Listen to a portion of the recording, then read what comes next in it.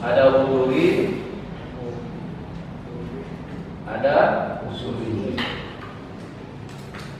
Ini berdasarkan bentuk kehadirannya, maksudnya bentuk kehadiran dia di dalam jiwa kita. Ada lagi berdasarkan apa? Pengetahuan, berdasarkan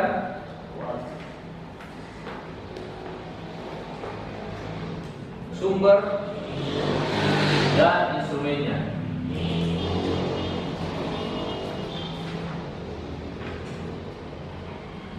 Ini terbagi 3. Jadi pengetahuan itu banyak jenisnya, tapi itu akan banyak sesuai dengan sudut pandangnya gitu. Ada pengetahuan rasional. Instrumennya apa? Argumentasi. Argumentasi tahu. Ada premis, syarat argumentasi, ada premis minor, ada premis major, kemudian konklusi. Nah, itu sudah dipelajari. Ini argumentasi. Pengetahuan rasional, kalau sumbernya itu akal ya. Sumbernya pengetahuan rasional, argumentasi ini sumbernya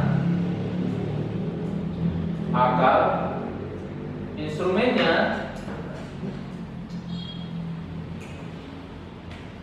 argumentasi. Nah, pengetahuan rasional yang sumbernya akal ini terbatas. Tapi pengetahuan dari aspek instrumennya tak terbatas. Jadi pengetahuan, kalau nanti ada yang tanya pengetahuan rasional dari aspek sumbernya akal itu terbatas. Tapi dia sebagai akal, sebagai instrumen tidak terbatas. Maksudnya apa? Pengetahuan sebagai pengetahuan rasional yang sumbernya akal. Maksudnya tanpa bantuan yang lain akal bisa memahami sesuatu. Itu maksudnya. Contohnya, kita bisa memahami sebagian kebaikan dan sebagian keburukan. Oke? Paham nggak? Misalnya keadilan. Jadi kalau tidak ada nabi datang yang memberikan pengetahuan bahwa keadilan itu baik, bisa nggak manusia dengan bantuan akalnya bisa memahami nggak bahwa keadilan itu baik dan kezaliman itu baik? Bisa nggak? Hah? Tidak bisa. Apa? Kok enggak? Misalnya ada orang yang berlaku adil kepada kamu. Misalnya kau terzalim. Ada orang yang membantu kamu. Toh? Diperlakukan kamu secara adil. Kau bisa pahami nggak bahwa itu kebaikan? Hah? Bisa. Bahwa keadilan itu baik, walaupun tidak semua keadilan bisa dipahami. Maksudnya keadilan itu baik nggak? Bisa dipahami nggak oleh akal?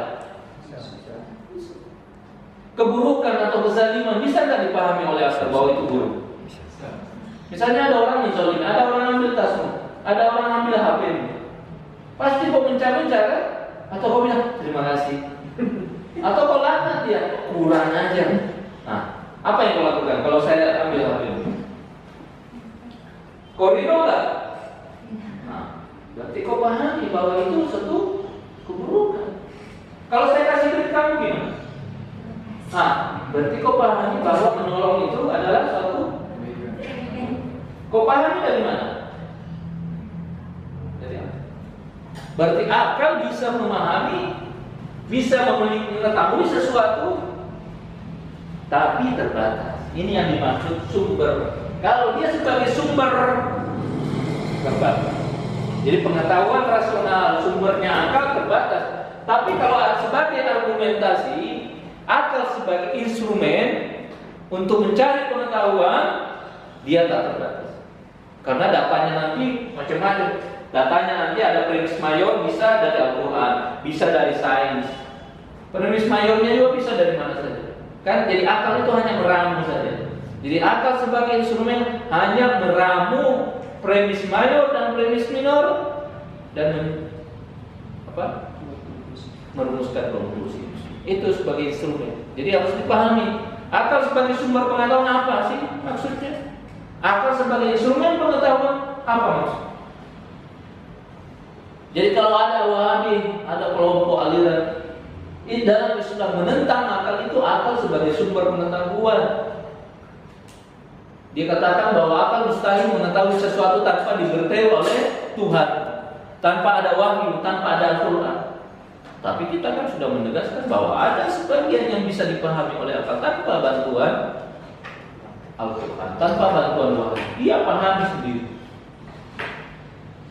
Itu maksudnya akal. Jadi kalau ada yang melarang akal, itu akal sebagai sumber. Nanti kan akan kita bertanya, loh, dia kan gunakan akal. Akal sebagai instrumen yang dia terima. Tapi akal sebagai sumber memang dia tolak. Makanya di dalam sumber hukum mereka, di dalam sumber pengetahuan keagamaan mereka, dia tidak mencantumkan akal sebagai apa sumber pengetahuan keagamaan? Al-Quran dengan Sunnah Nabi. Itu dengan ijma ulama. Akalnya di mana? Nah, walaupun ada mazhab lain mencantumkan sumber pengetahuan keagamaan, pertama akal, kedua Al-Quran, ketiga Sunnah Nabi.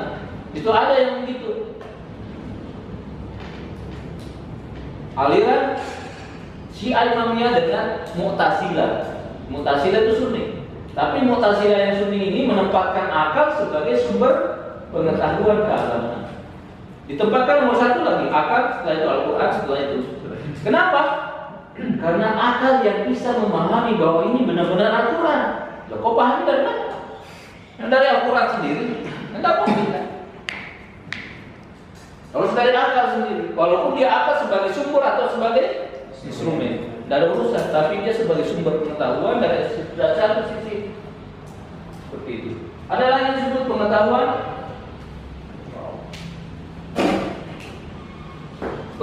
indrawi, ya.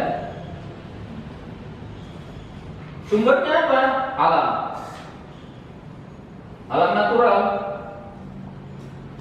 Alam materi, ya. Kemudian itu yang pertama, sumbernya ada yang pertama, ada yang kedua, ada yang disebut dengan teks. Ini pengetahuan indrawi, ada yang langsung. Anda melihat kambing, Anda melihat binatang, Anda melihat pohon, melihat semuanya.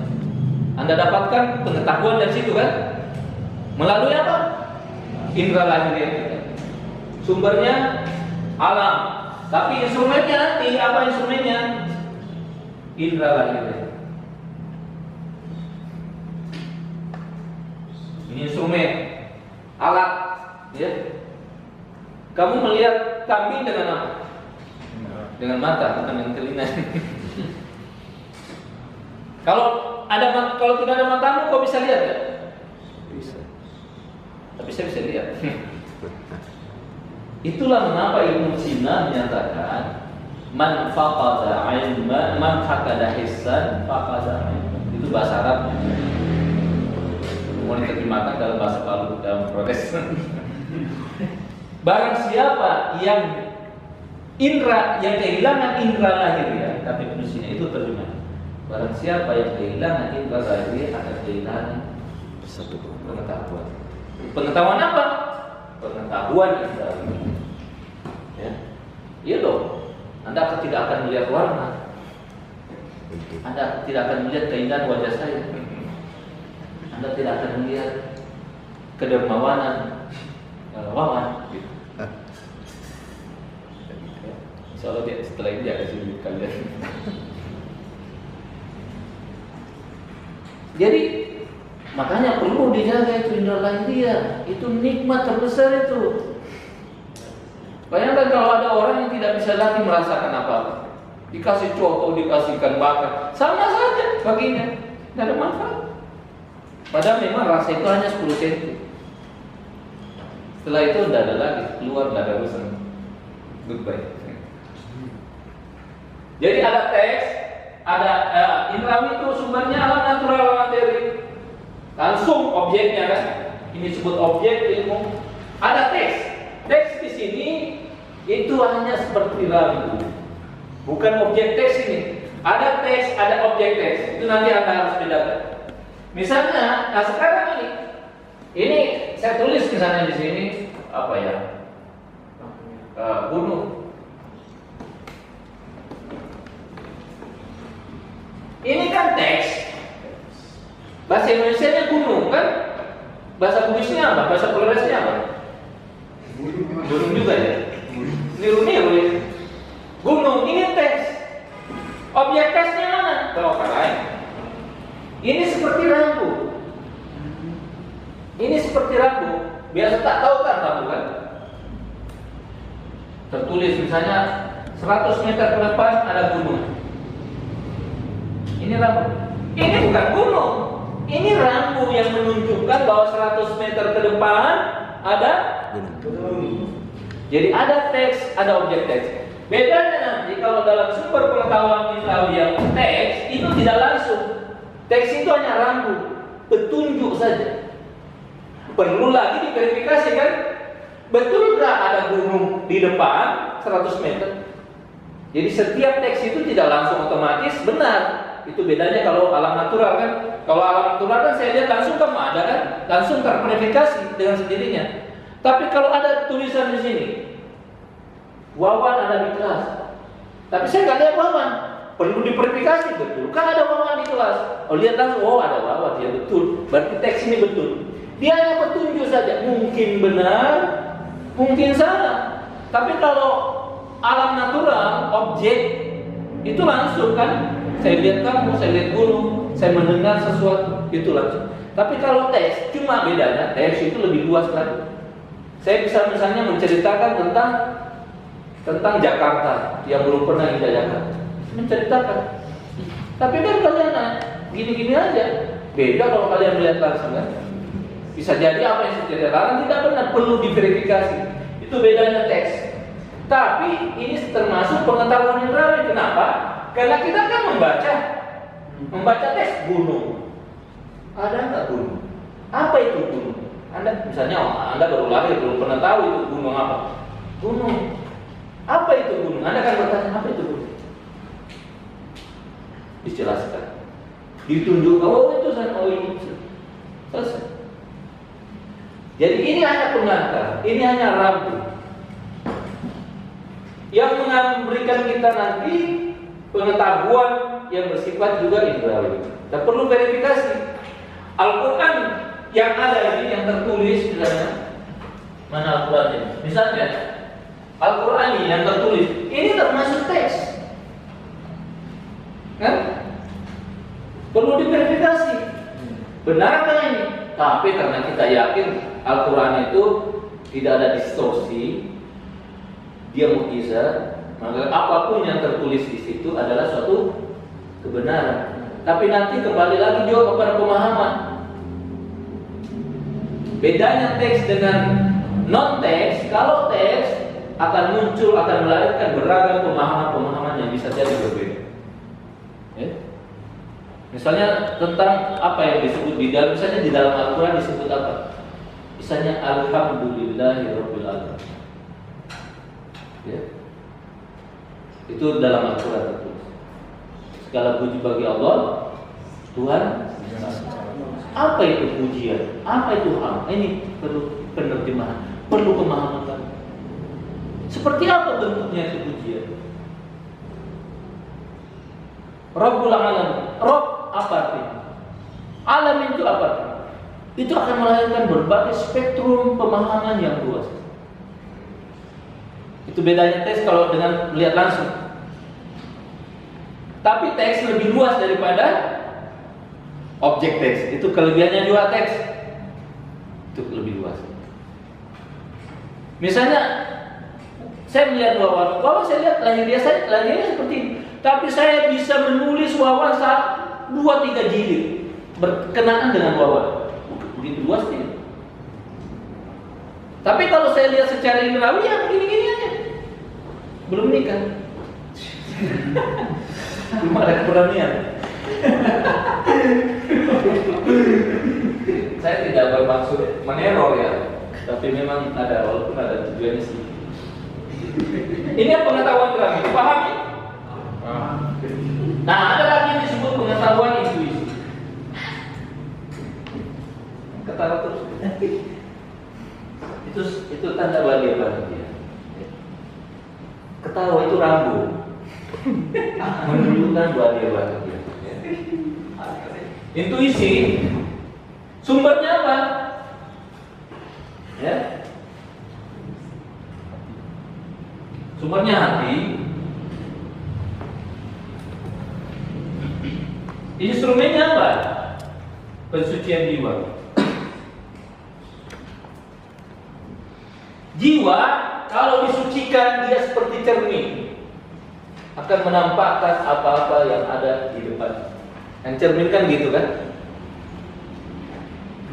Cermin itu menampakkan apa yang ada di depan, objek yang ada di depannya secara langsung.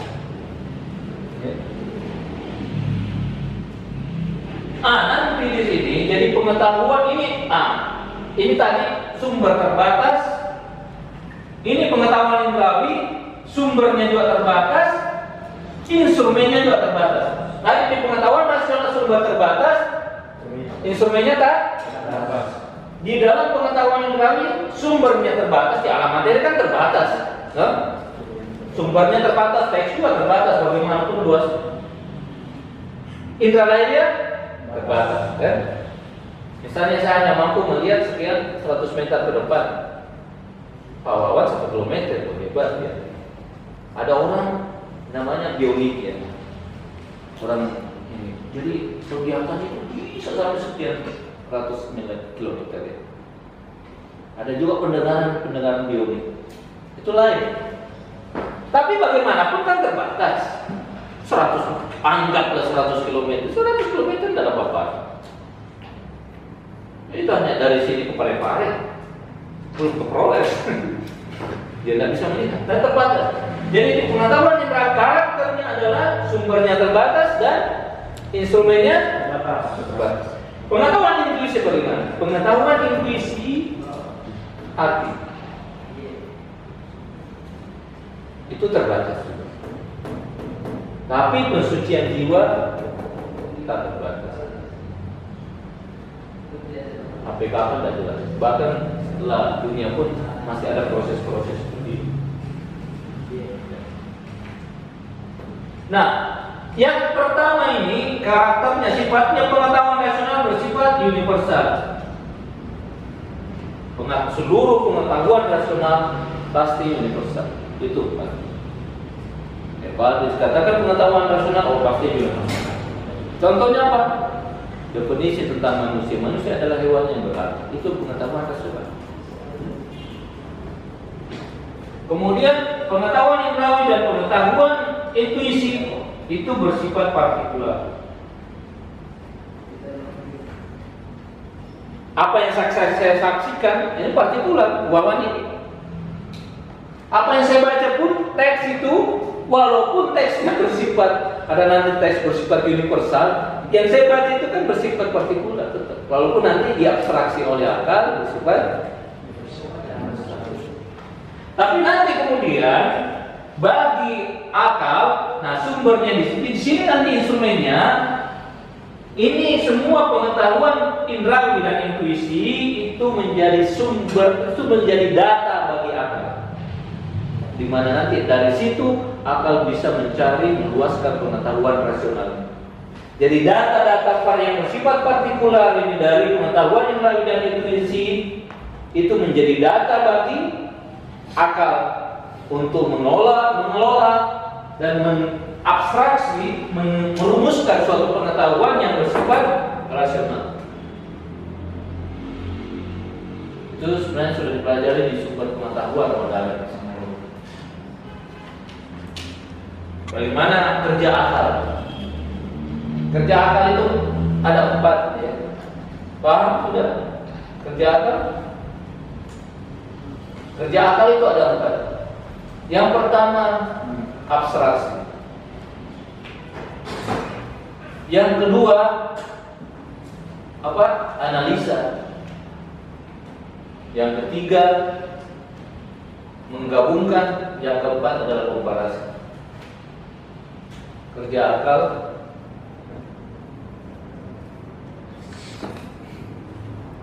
Satu, dua, tiga, empat. Abstraksi. Analisa. Penggabungan. Ya, kemudian komparasi. Komparasi itu perbandingan. Abstraksi. Tahu mana abstraksi?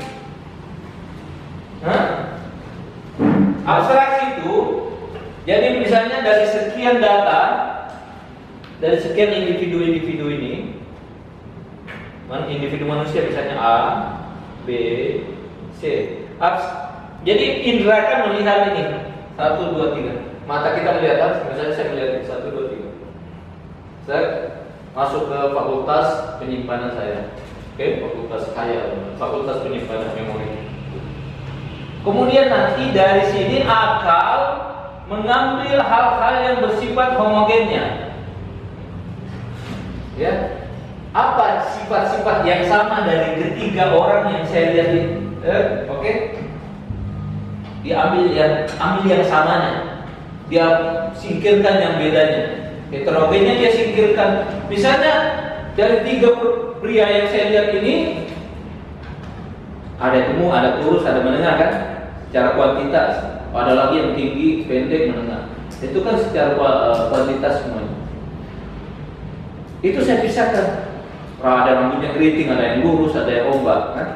Cuma yang ada yang kulitnya putih, sawo matang dan sebagainya. Itu karakter-karakter heterogennya kan? Jadi sifat-sifat yang berbeda pada ketiga orang ini. Nah sekarang saya berupaya mencari apa titik samanya, apa sifat yang sama pada ketiga hal ini. Apa sifat yang homogen istilahnya pada ketiga orang yang saya saksikan itu. Itu yang disebut abstraksi. Jadi abstraksi adalah proses akal mencari titik-titik yang sama dari setiap data yang diperolehnya. Jadi abstraksi adalah proses akal dalam mencari, dalam mengambil sifat-sifat yang sama dalam kurun homogen dari data-data yang diperoleh. Dari homogenitasnya ini, itu dia melahirkan konsep universal. Misalnya dari 3 orang yang saya saksikan, apa sih yang sama di sini? Oh dia yang samanya apa? Hewan. Tidak bisa dipungkiri bahwa kalian hewan. Kenapa? Kalian bergerak kan? Salah satu sifat hewan kan bergerak, lompat sana, lompat sini, nyelam, terbang. Oh, tidak punya saya. Intinya bergerak. Kalau beda kalau jiwa nabati kan hanya tumbuh berkembang kan. Dulu kalian kan kecil segini kan, sekarang sudah segini kan, gitu kan. Itu namanya jiwa nabati. Sampai pada tingkat tertentu dia berhenti.